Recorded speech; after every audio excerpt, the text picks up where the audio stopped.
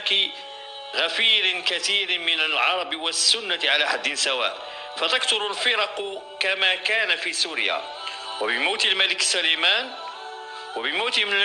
سليمان تتنازع القبائل بزعامة الأمراء الثلاث، لكن تسلم الراية للمهدي المنتظر الذي سيحقق انتصارات ساحقة.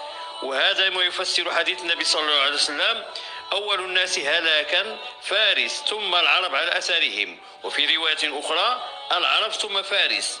وستتأذى الأردن بشكل رهيب، حيث منها سيخرج السفياني من الوادي اليابس، وسيتمكن من القضاء على كل هذه الفرق، ولن يقف في طريقه سوى جيش المهدي، وهو في طريقه إلى مواجهته يفاجأ بالخسف به.